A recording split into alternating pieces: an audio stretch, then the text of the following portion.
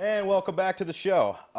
With President Obama capping the salaries for senior executives, companies are scrambling to find solutions. Corporate giants making cutbacks by slashing back production costs and sticking it to the little guy.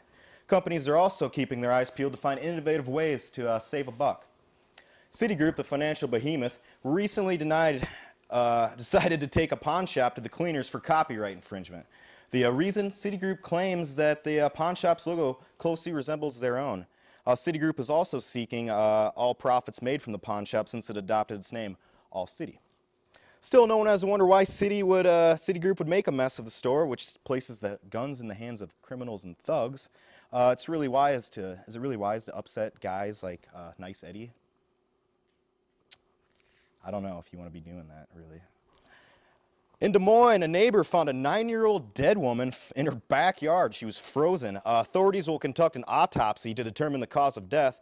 Early evidence points toward the one and only Frosty the Snowman. According to a witness report, Frosty was seen skipping away from the scene of the crime, and although he was questioned by police, he denies any involvement.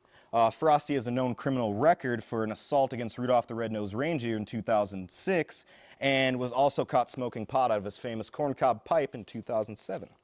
Ames residents spoke Monday night on the issue of property maintenance codes. Apparently, there have been complaints to the city about overgrown grass, junk cars, and the old Jell-O wrestling out in the front yard, which I appreciate.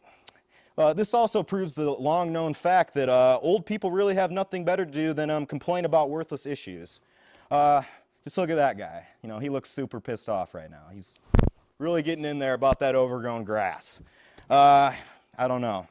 Another forum will take place this Saturday at 9 a.m. and get there early because the Shriners are coming in full force and they intend to serve justice. On Monday, police reported meth being thrown out the window in a car chase. Police are pursuing the suspects when the driving officer was struck in the side by a hypodermic needle. The accompanying officer immediately slapped the cuffs on him and arrested him for being a dirty meth user. Here at Iowa State, a professor made an emergency trip to Africa Monday to reunite a baby chimpanzee with its mother. The chimp had been taken away from its parents in a raid by hunters, and the professor believes that the hunters are most likely going to sell the chimp as a pet.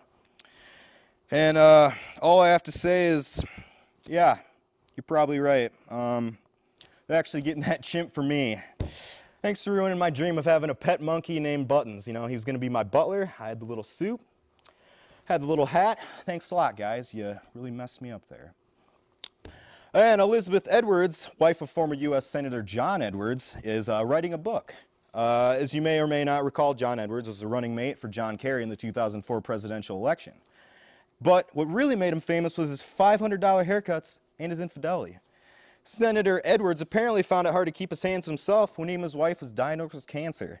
Instead, he ran to the consoling arms of another woman.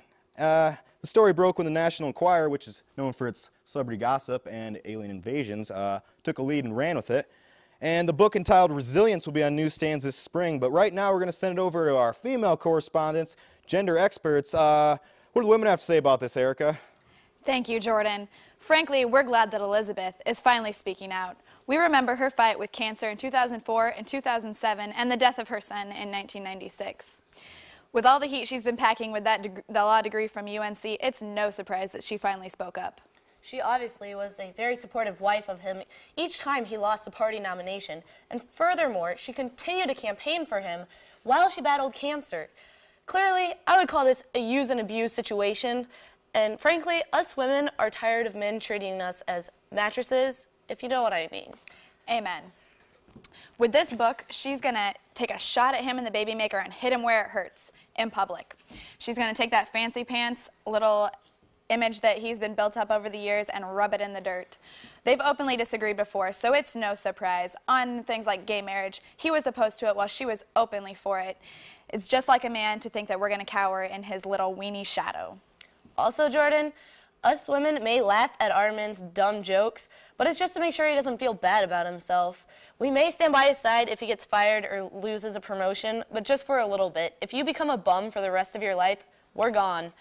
And finally, if men decide to cheat and get caught, first of all, we're going to take your ass to the cleaners, then neuter you, and then blackmail you until the day you die.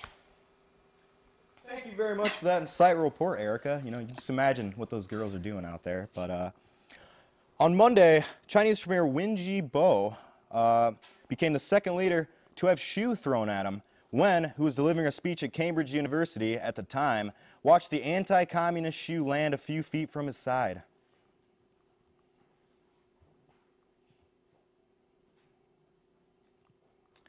Allegedly. But the event apparently aired on CCTV, and it caused an uproar throughout China. Chinese bloggers were going crazy, they were jealous, and they were really mad about China's unstoppable rise to economic and political power. But folks, let's not forget who started this trend of throw shoeing back in the day. Joe Sun, who, playing the character of Random Task, served Austin Powers shoe to the face over a decade ago.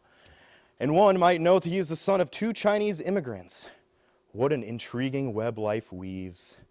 And with that, we'll be back after these messages. You're watching the Weekly News.